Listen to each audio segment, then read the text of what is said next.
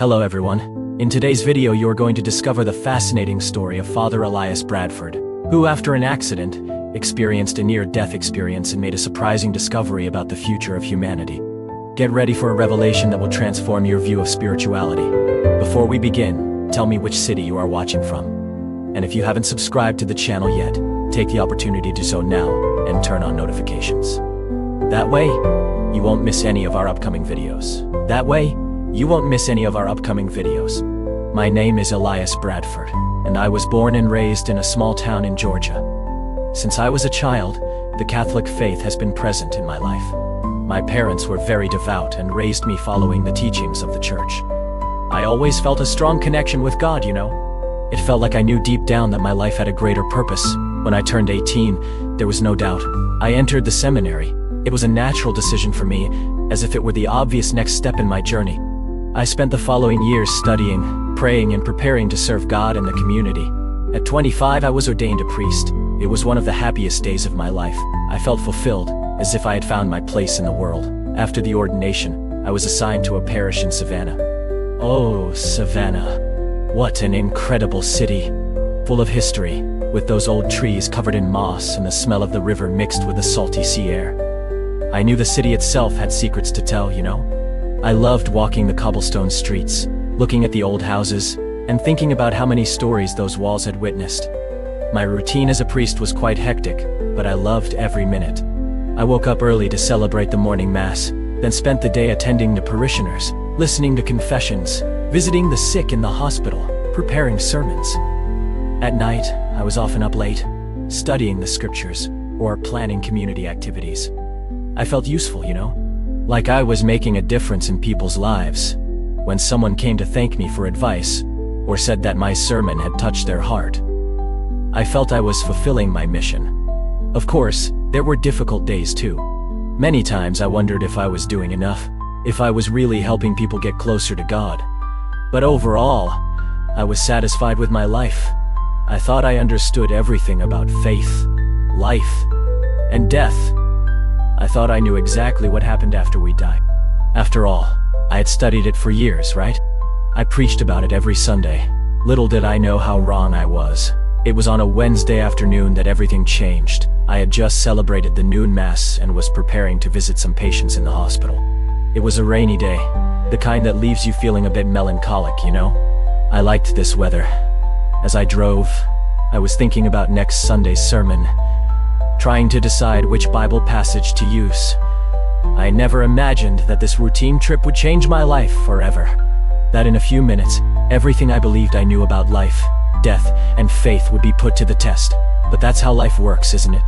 You never know what's waiting around the next bend in the road. I was driving down the main avenue of Savannah, lined with huge oak trees. It was raining lightly but constantly, and the road was a little slippery. I remember looking at the car's clock.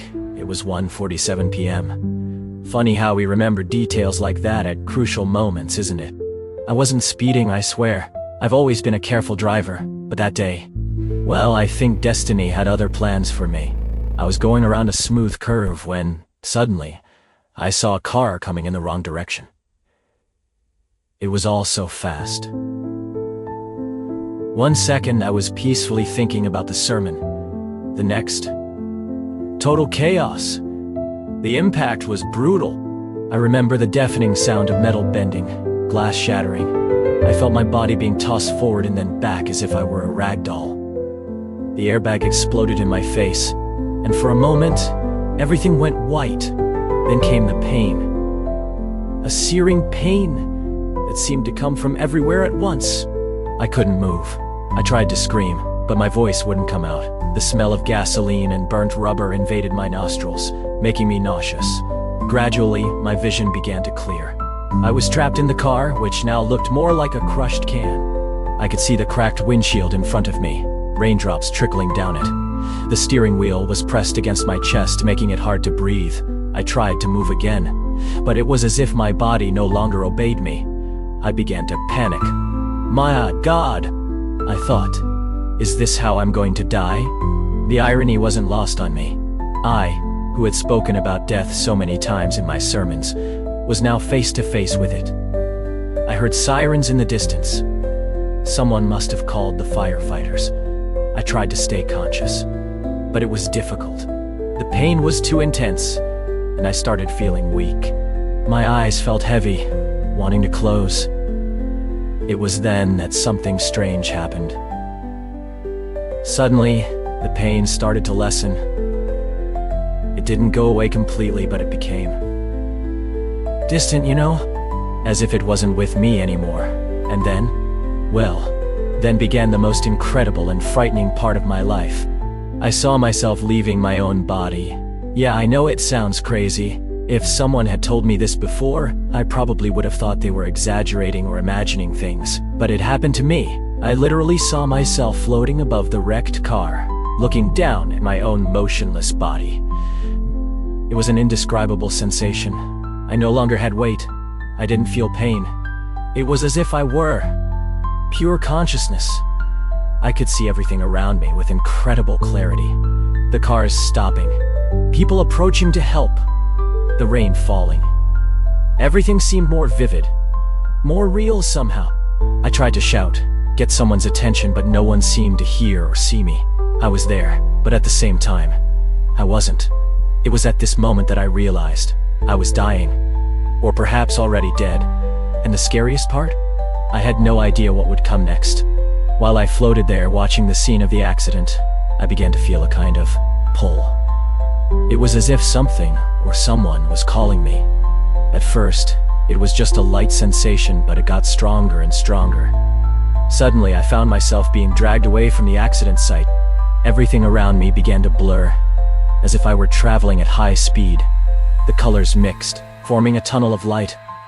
You know those stories we hear about near-death experiences? Well, I always thought they were exaggerated or people's imagination.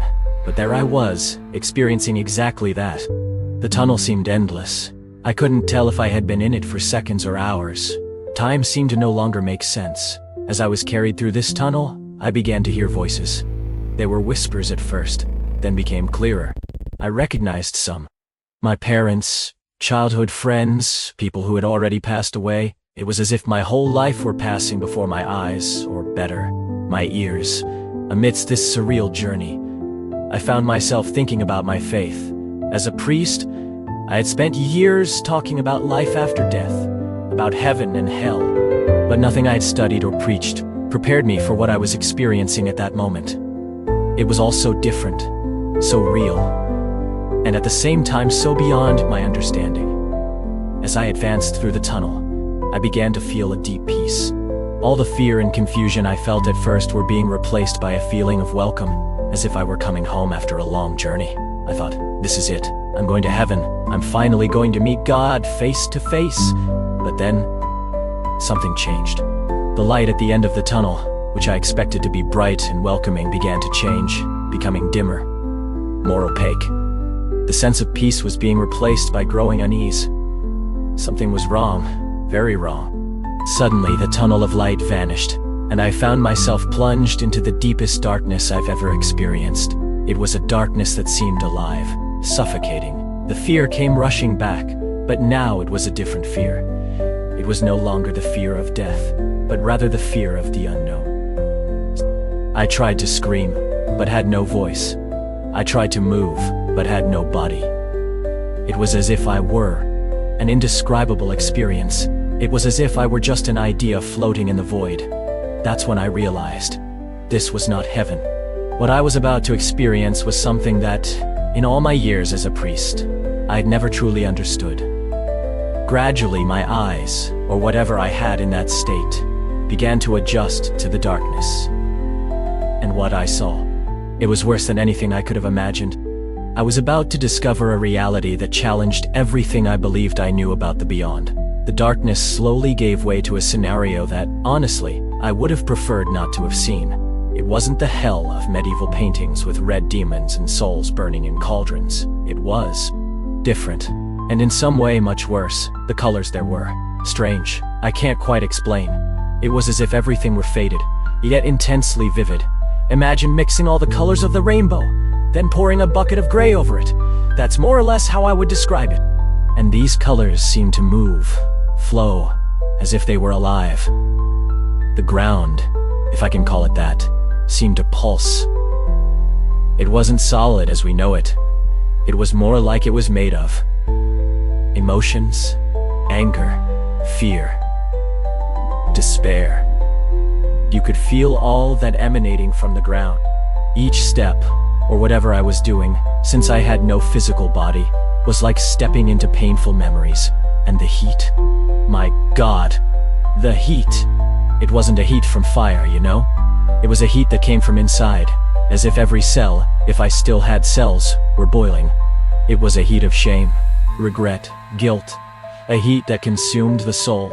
The air, if I can call it air, was heavy, suffocating. Each breath was an effort. It was as if the environment itself wanted to suck you in, swallow you. And the smell? It wasn't of sulfur or anything like that. It was the smell of bad memories, of missed opportunities, of words never spoken. But the worst of all were the sounds. Screams, yes, there were many screams. But they weren't just screams of physical pain. They were laments of souls, tortured by their own mistakes. Whispers of regret, echoes of broken promises, and the scariest part, sometimes I heard laughter. Empty laughter, without joy. The sound of madness. As I floated around, I started to see people, or rather, souls. Some wandered aimlessly like zombies. Others were kneeling, crying. Some screamed into the void, begging for forgiveness or a second chance.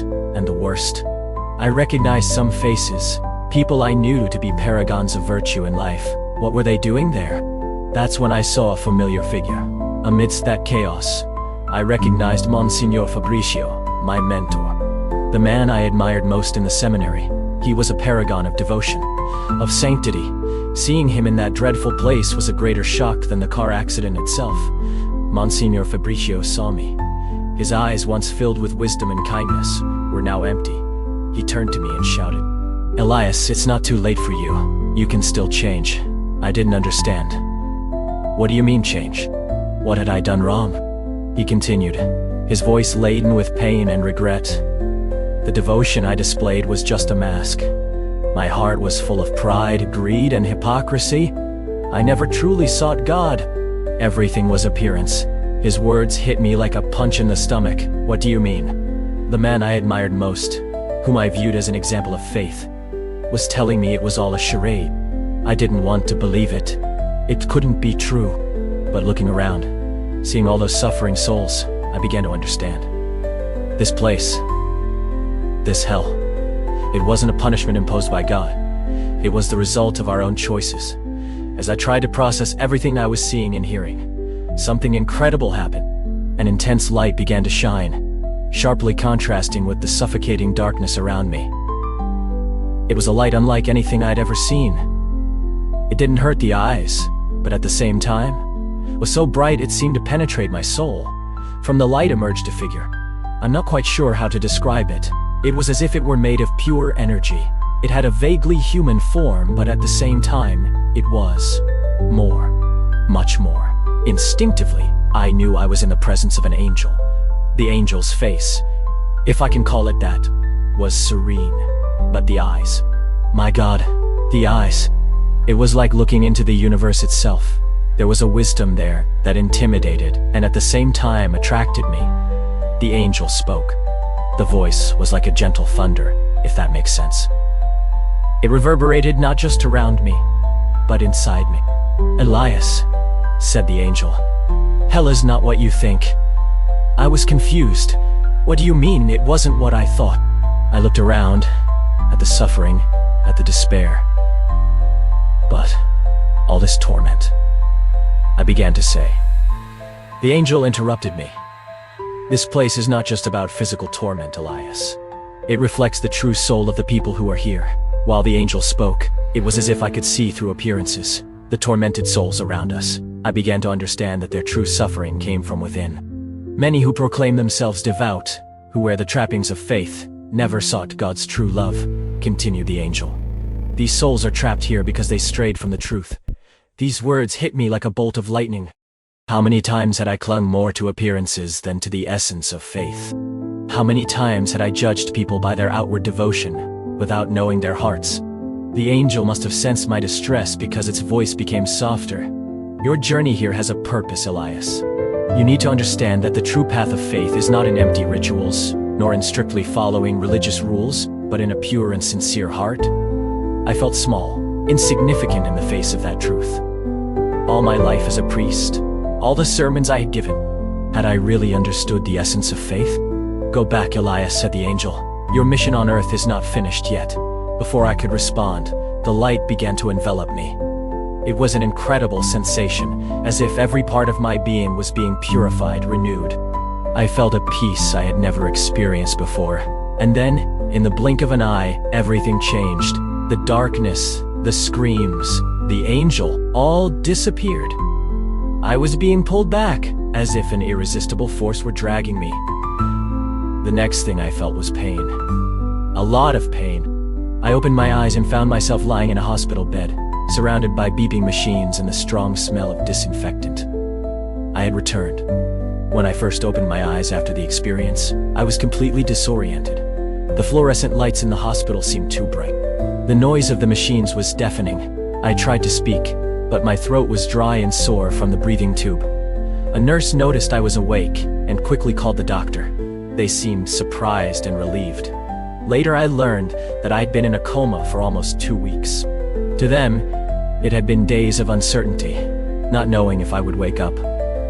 For me, it felt like an eternity in that other dimension. The following days were a blur of exams, doctor visits, and physiotherapy.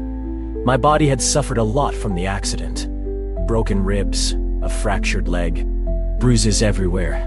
Physical recovery would be long and painful. But what bothered me the most wasn't the physical pain.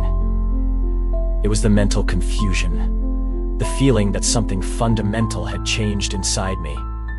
How could I explain to people what I'd experienced? How could I continue being the same priest after seeing that? Many parishioners came to visit me. They brought flowers, cards, words of comfort. I smiled, thanked them, but inside I was a whirlwind. Every time someone said, "Thank God you survived," or it was a miracle, I felt a tightening in my chest. They had no idea what had really happened. My bishop also came to see me. He talked about how the community had come together in prayer for me, how everyone was eager for my return. While he spoke, I couldn't stop thinking about Monsignor Fabricio, about all those souls I had seen in hell. How could I go back to preaching the same things as before?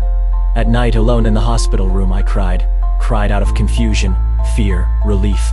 Sometimes I woke up screaming, reliving scenes of what had been an indescribable experience. The nurses would come running, thinking I was in pain. How to explain that the pain I felt was in my soul? Weeks passed, and finally, the day of my discharge arrived. I returned home. In fact, to the small apartment annexed to the church where I lived.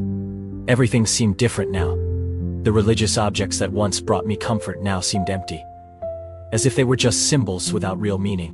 I spent days sitting in my armchair, staring out the window, trying to understand what had happened to me, trying to reconcile what I always believed with what I had experienced. It was a period of deep reflection, and to be honest, a lot of crisis of faith. But slowly, very slowly, I began to find a new meaning. The words of the angel echoed in my mind. The true path of faith is not in empty rituals, nor in strictly following religious rules, but in a pure and sincere heart. Maybe that was the key. Maybe my mission now was to show people a more true, more authentic path of faith. When I finally felt strong enough to return to the church, I knew that nothing would be as before. I had changed, and my ministry also needed to change. The challenge now was how to do this without scaring or distancing the people who trusted me as a spiritual guide. The first time I climbed the pulpit after the accident, I felt a queasiness that I had never felt before. I looked at the congregation, saw the familiar faces looking at me with expectation. I took a deep breath and began to speak. Not about dogmas or rules, but about love, about sincerity, about seeking God with the heart, not just with words or external actions. It was the beginning of a new phase in my life and ministry, a phase that would be full of challenges and questions, but also a deeper understanding of what it truly means to have faith.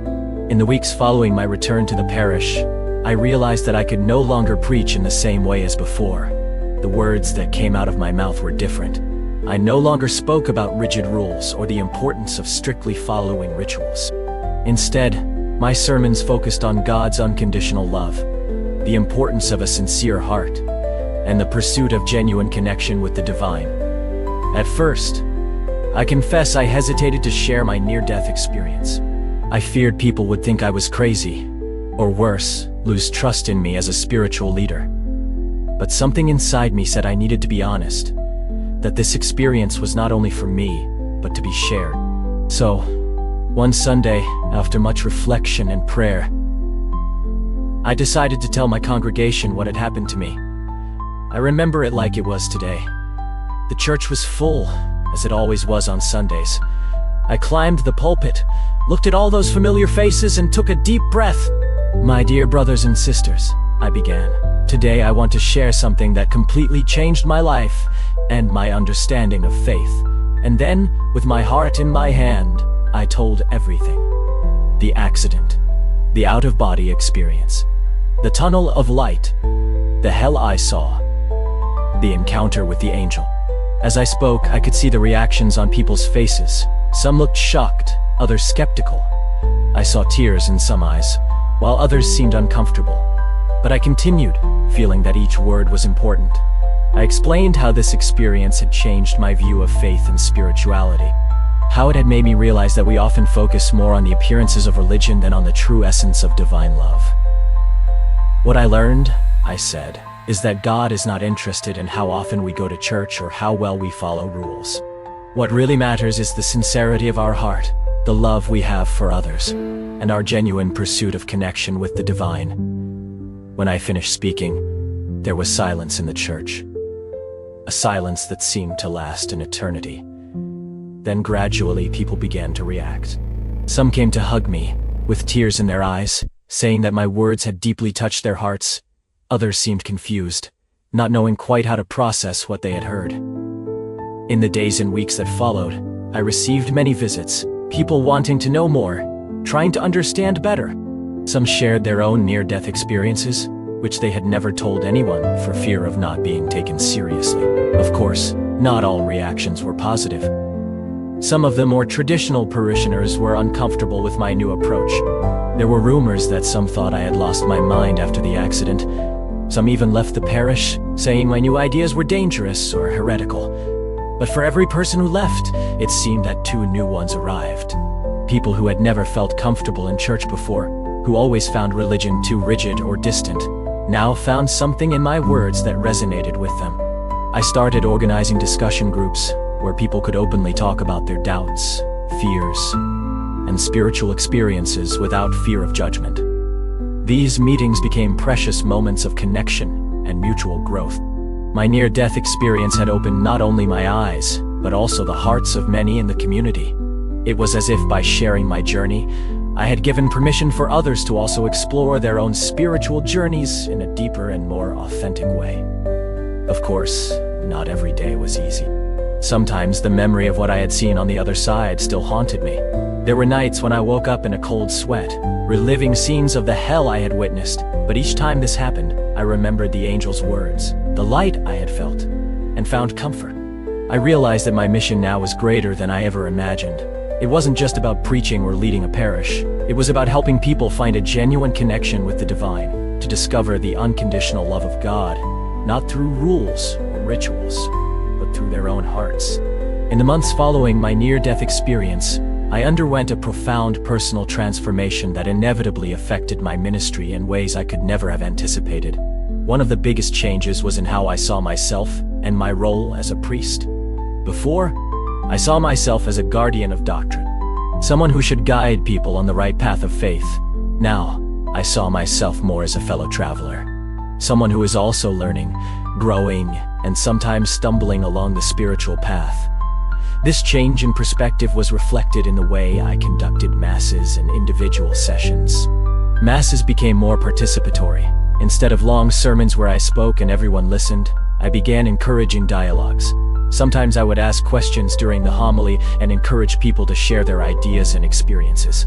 In individual sessions, I started listening more and speaking less. I realized that often people already had the answers within themselves. They just needed someone to help them find those, instead of giving direct advice. I started asking questions that led to reflection.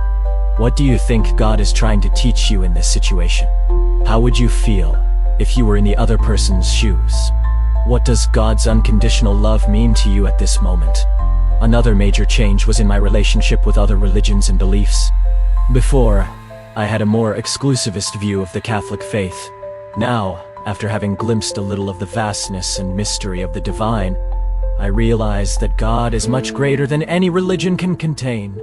I started seeking dialogue with leaders of other faiths, organizing interfaith meetings at the parish. This caused some discomfort in some of the more conservative members of the congregation. But gradually many began to see the value in these exchanges. My relationship with nature also changed profoundly. After experiencing that cosmic connection during my near-death experience, I began to see God's creation in a completely new way.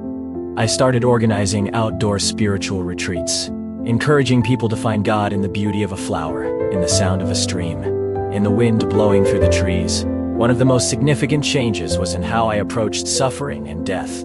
Before, I would try to console people by saying that suffering was God's will or that their loved ones were in a better place. Now I understood that those words, although well-intentioned, often sounded empty to those who were truly suffering. Instead, I began to talk about how suffering can be an opportunity for growth, to connect more deeply with our humanity and with others.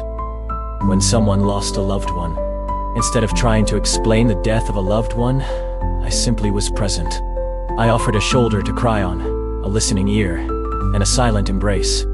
My experience also transformed my view on sin and forgiveness. Before, I saw sin in a legalistic way, as a list of broken rules. Now, I saw it as a departure from love for God, others, and oneself. Forgiveness ceased to be something I granted in God's name and became a process of healing and reconnection that I helped people go through. Of course, not everything was easy in this transformation. There were moments of intense doubt. Sometimes I questioned whether I wasn't making all of this up, whether my near-death experience wasn't just a hallucination caused by the trauma of the accident. In those moments, I remembered the intensity of what I had lived, the clarity of the messages I received, and found the strength to continue. I also faced resistance from some sectors of the church. Some fellow priests accused me of deviating from doctrine, of preaching a New Age spirituality instead of true Catholicism. I had long conversations with my bishop, explaining my experience and how it had deepened, not diminished, my Catholic faith. Fortunately, my bishop was an open-minded man, although he couldn't officially endorse everything I said after all. Near-death experiences aren't part of the church's official doctrine. He recognized the sincerity of my faith and the positive impact my new ministry was having on the community. One of the most gratifying things in this new phase was seeing how many people who had distanced themselves from the church were returning. People who felt judged or excluded before now found a space of acceptance and unconditional love. Divorced couples, members of the LGBTQ community, parents, people from other religions, all were welcomed and respected. I started receiving invitations to speak at other parishes, at retreats, and even at conferences. Whenever I shared my story, I saw how deeply it touched people. Many would come to me afterward to talk about their own spiritual experiences, which they had never felt comfortable sharing before. As the months turned into years, I realized that my near-death experience hadn't been the end of a journey, but the beginning of another. Each day brought new challenges, new understandings, new opportunities for growth. I didn't have all the answers. In fact, the more I learned, the more I realized how much I still had to learn. But one thing I knew for sure. My faith, far from being shattered by my experience, had become deeper, richer, and more alive than I could ever have imagined. And my mission now was to share this living faith with everyone who crossed my path. As the years passed, I began to realize that the impact of my experience went well beyond me and my parish. It was as if a stone had been thrown into a lake, and the waves continued to spread, touching lives in ways I could never have foreseen. In our local community, the changes were visible.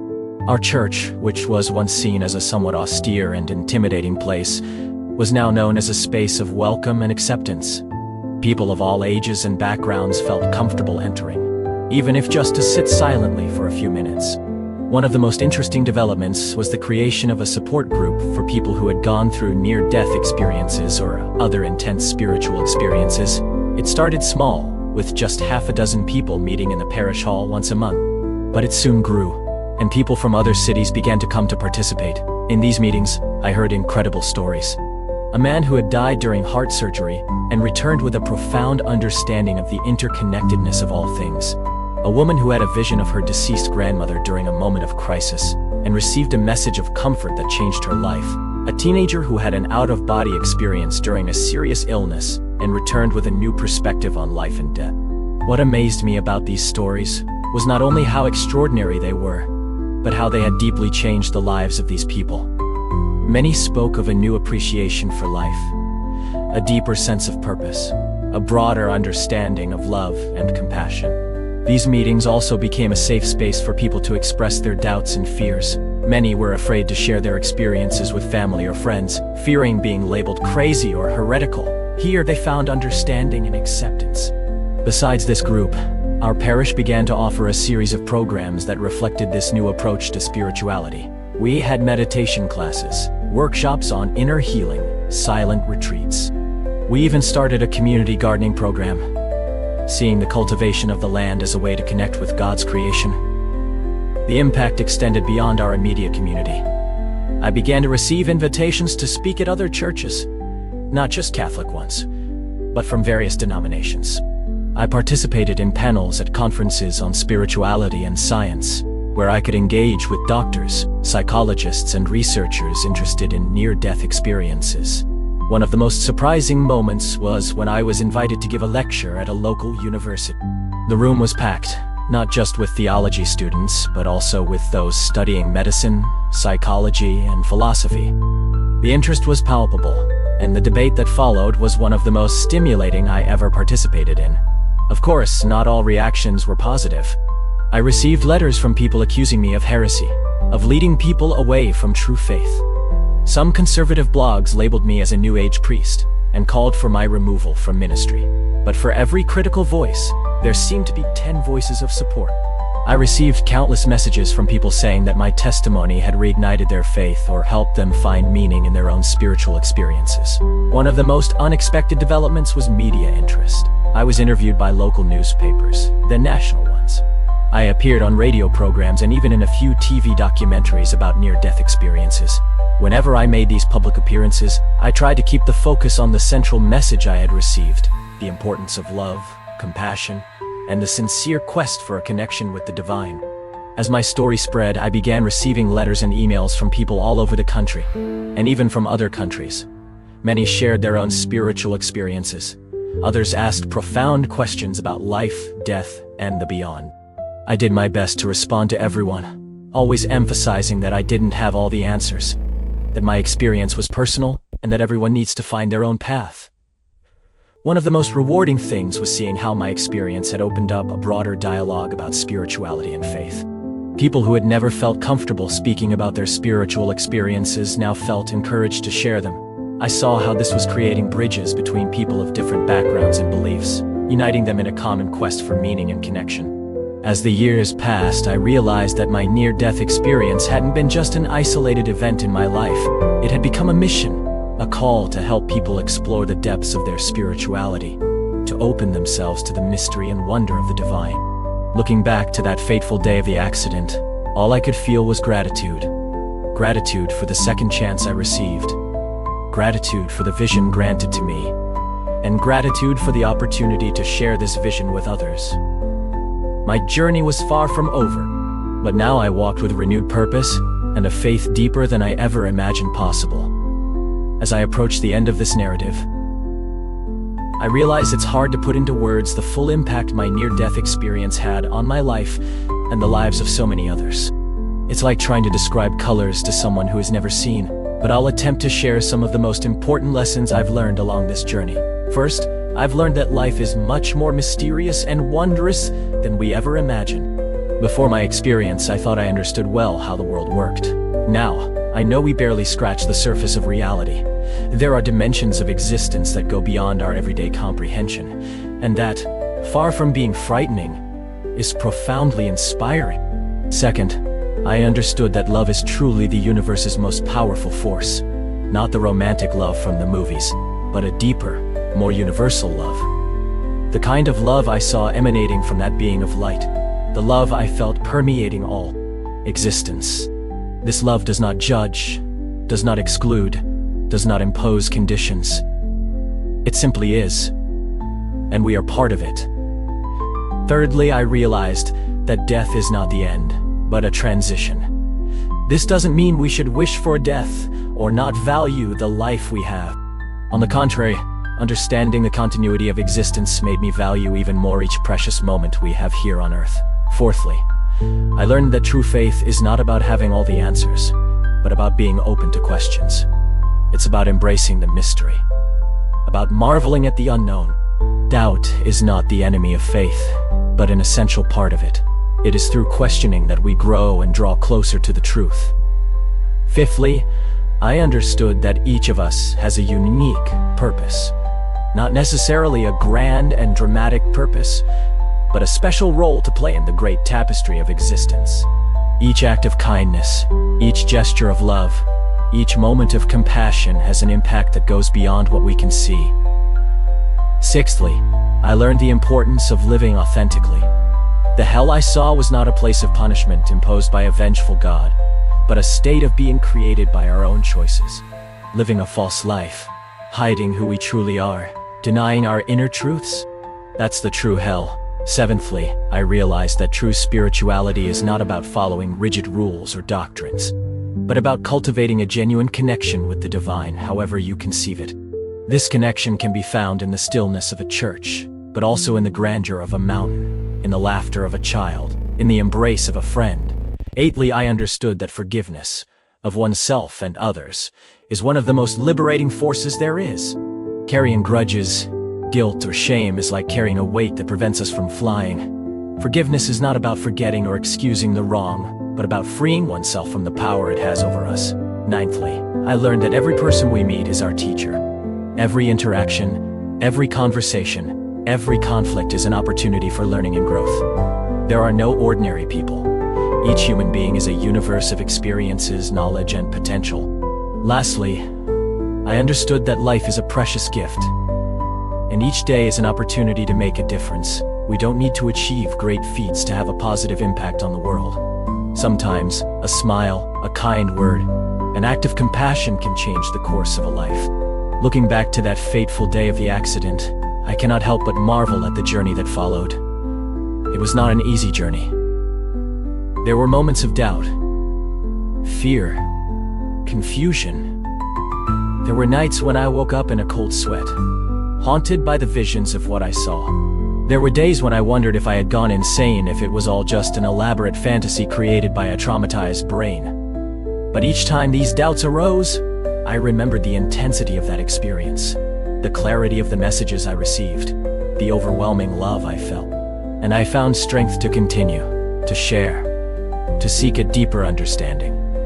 Today, years after that transformative experience, I still see myself as a learner.